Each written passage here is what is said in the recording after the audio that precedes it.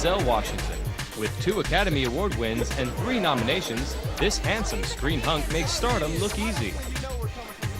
But in reality, success has come after years of hard work and consistent, admirable humility. I wasn't looking to become in any group of male stars or anything like that. I was looking to become the best actor that I could be. I felt that if I continued to do that, then the other things, if I need them at all, would come. It's no surprise that Denzel is so humble because he comes from a very religious family. His father was a Pentecostal minister, and his name Denzel actually is from his father, who was named after the doctor who delivered him. His mother was a beauty shop owner, and the 2 of them welcomed their second child, Denzel Jr., on December 28, 1954. Denzel Jr., along with his big sister Lori and little brother David, were raised in a racially mixed, quiet, middle-class town, Mount Vernon, New York. They were raised in a very disciplined household. No smoking, no drinking, no swearing. Hanging out in the local boys club and getting a job at age 12 in the barber shop in town, Denzel actually experienced very little racism until he left his hometown.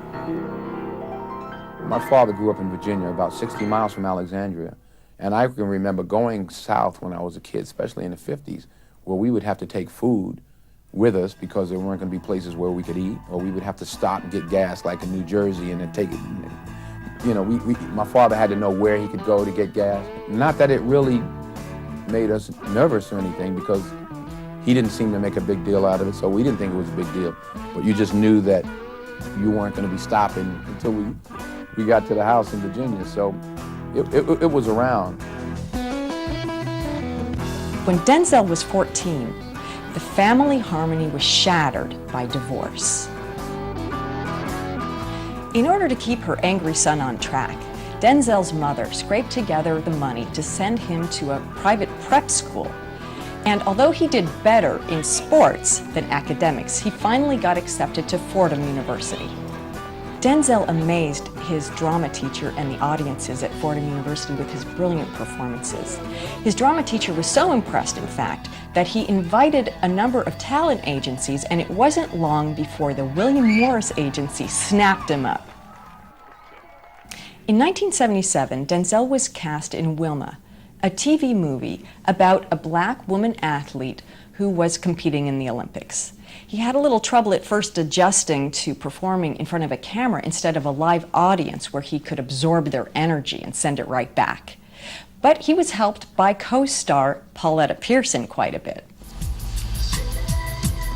After finishing his TV gig, 25-year-old Denzel was struggling to find work, and he almost gave up, if it weren't for Pauletta Pearson, who came into the picture again and persuaded him to pursue his talents. In a perfect convergence of the civil rights issues in politics and just plain old good timing, Denzel was cast as Malcolm X in the play on Broadway called When the Chickens Come Home to Roost. He wowed the audiences. And then again, shortly after that, he was cast in a play called A Soldier's Play. Little did Denzel know that both of these plays would come back to help him in his movie career. Denzel realized that while being an African American may have limited his roles, he also appreciated the long-term benefits of his uniqueness. Keep fighting, you know? I used to think of it this way, like I have an advantage, because they're not gonna make me an instant star, you know? I have to fight for it, I have to work at it, which means I get better and better and better as time goes along. You leave them alone, you hear me? If you're getting the opportunity to do what you love, then keep working at it, and don't worry about having to be the biggest one or the best one. You know, we're always concerned with, oh, who makes how much, and, you know, the A-list or the #1. Or, there's a lot of room. I like the idea of growing as an actor and as a human being. His words came true. All the attention on stage got Denzel a starring role in the comedy Carbon Copy with George Segal. Even though the film was a box office miss, St. Elsewhere producer Bruce Petrol noticed the handsome young African-American. In 1982, the 27-year-old was cast as Dr. Philip Chandler in the popular TV series. Denzel was pleased to play a positive role for the black community, and he was also happy to finally have a regular paycheck. In 1983, Denzel married longtime devoted girlfriend Pauletta Pearson, and 1 year later, they welcomed baby John David into their family. So you can what? Garnering accolades for his work in St. Elsewhere, movie roles started to trickle in. Denzel remembered some important words from fellow African-American actor Sidney Poitier, who said, "Choose your first roles carefully because the very first ones can either make you or break you." So Denzel chose carefully. 99% of what you read isn't good. So a good one is not hard to choose. It's just hard to find. You know, once you find it, it's easy to make the decision to do it. In 1987, Denzel said yes to playing a military attorney in A Soldier's Story, the movie version of the play he had performed in New York a few years earlier. The film was well received. When we come back, Denzel's breakout talent is recognized by the Academy.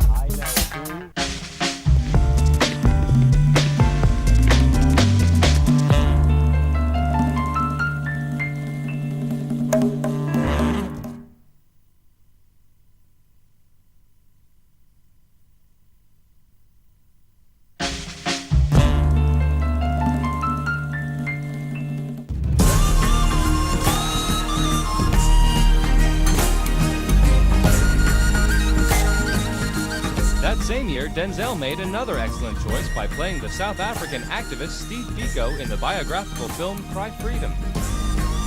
Denzel was nominated for his first Academy Award for Best Actor in a Supporting Role. It means that your peers appreciate what you're doing, you know, and they respect your craft, and at a particular moment they're saying, you know, we respect and we appreciate what you're doing.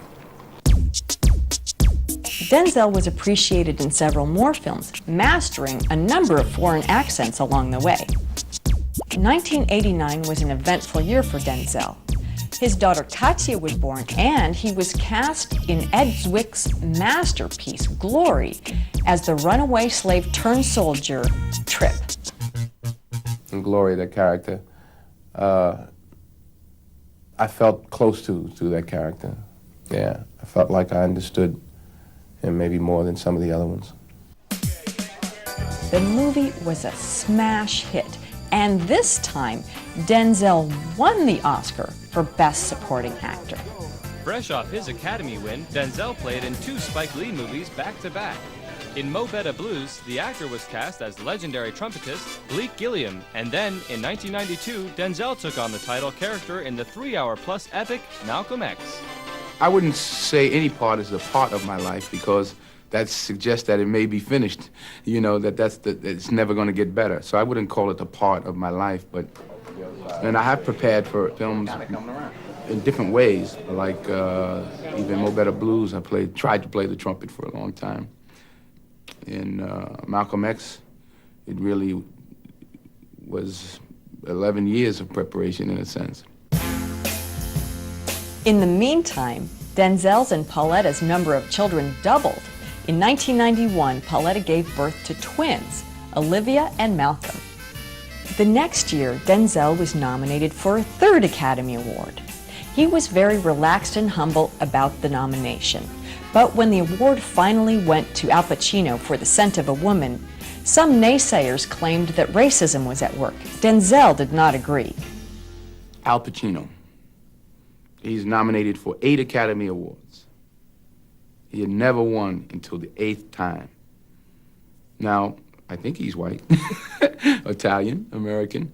So what does he say? Does he say, oh, is it racism, or oh, is that, you know, is he not exceptional? To me, he's an exceptional actor. But he lost 7 times until the 8th time.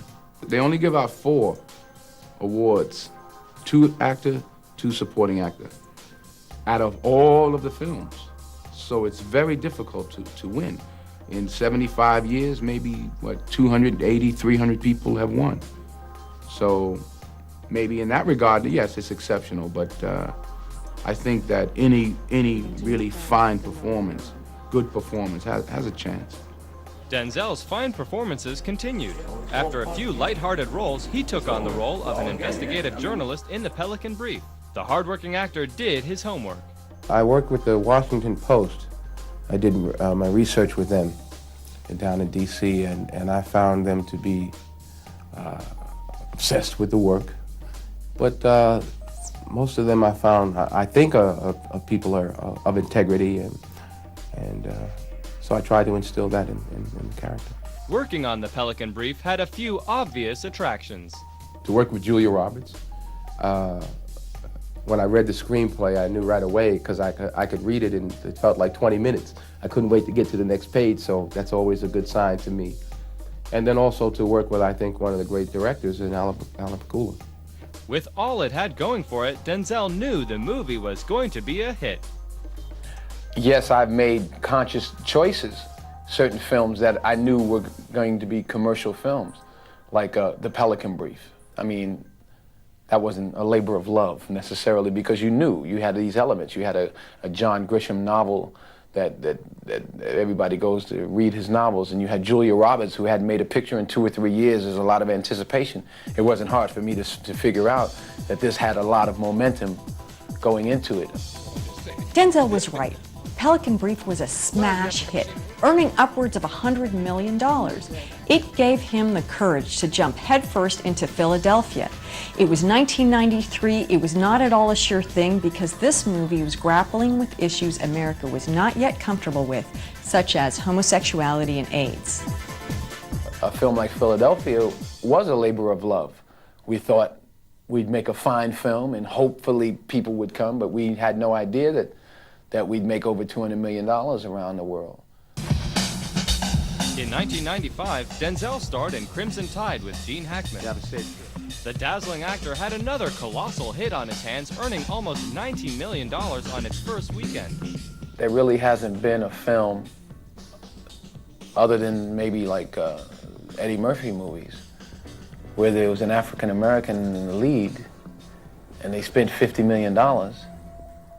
So there was something riding on it, you know. I felt a little, not pressure, but it would go through my mind that if this didn't do well, it would be hard to, it would be that much harder the next go round.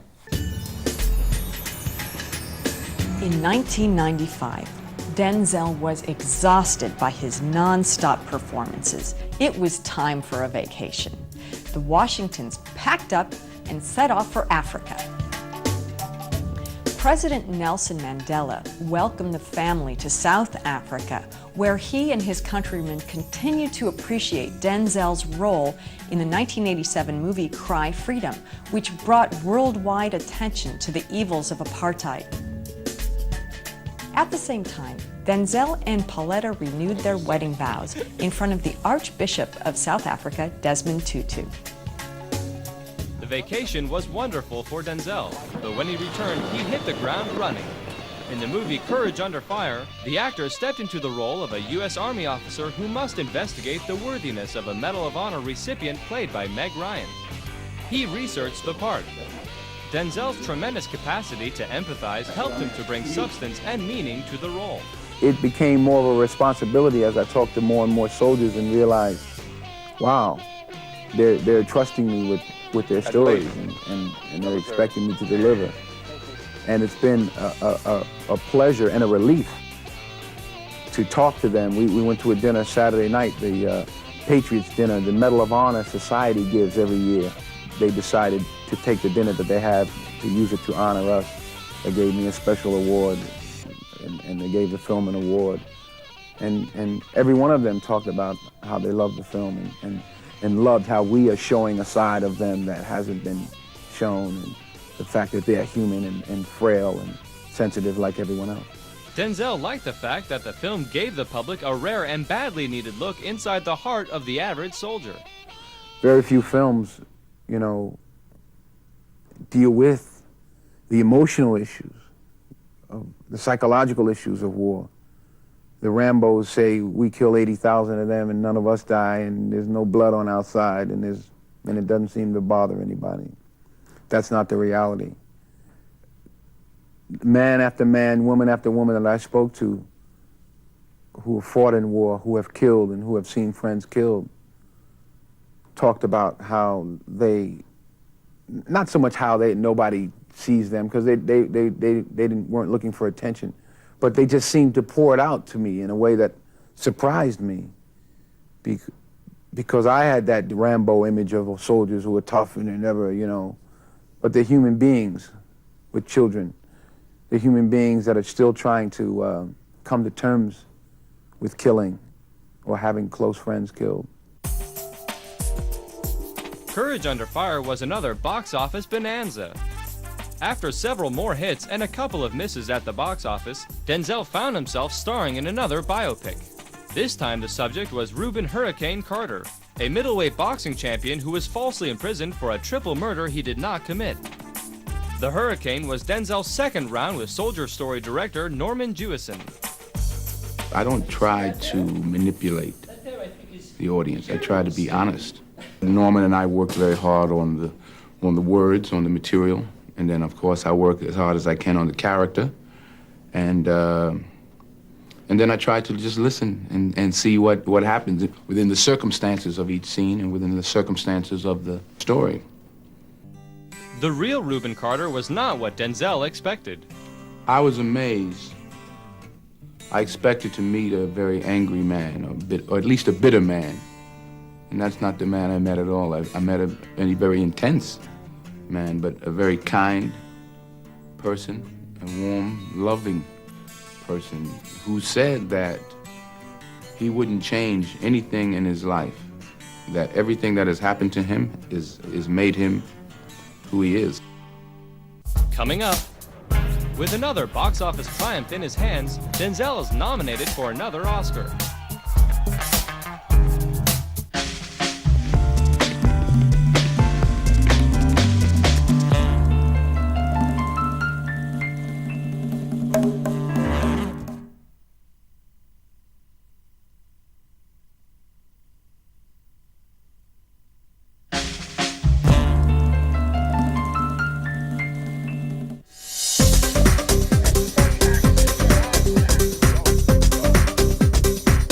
Get it, you cannot get it. I don't worry about it too much. But I have to also think about what it means for other people who are looking at me, you know, especially my people, you know. I know a lot of them really look up to me. I remember the other night, this woman said, "Oh, I know you're so nervous. I'm so worried for you." I'm like, "I'm not nervous." I said, "You're nervous." She said, "Yeah, because I just want you to win so much." And I didn't, you know, it didn't dawn on me that other people have these feelings about it, and it does represent something to the African American community. So hopefully I can make them happy. Denzel made them happy with a Golden Globe win for his lead role in Hurricane instead. The real Hurricane, Reuben Carter, attended the ceremony with Denzel. You know, he's been through a lot. And I would say to him all the time, I said, "Man, just enjoy yourself, you know, have fun, enjoy this ride, you know, and you're talking to the media and the limousines and they're flying you around." I said, "Just have a good time, you deserve it." He lost 20 years of his life, you know, and you can't replace that, but, you know, you can enjoy what you have left, so. In 2000, Denzel starred in the racially charged high school football movie, Remember the Titans. He drew from his own personal experience to fill out the true life character. You know, I think a part of it for me too was just getting a chance to coach, because I've been coaching, you know, kids for most of my life, and to make a movie where I was playing the coach, I was like, ooh, I do kind of like that, you know. But it had as much to do with those smaller kind of things like that, and the fact that it was Jerry Bruckheimer who I really believe in as a filmmaker, as a producer, and we've had success before. So when he asked me, I couldn't refuse him. For all of his career so far, Denzel had always played good guys. He felt a certain responsibility to the African American community to be a good role model. But he was also ready to try something new. You know, variety is the spice of life, as they say. I'm always looking to do something different. You know, for many years, I sat in a chair like this, and people have said, when are you going to play the bad guy?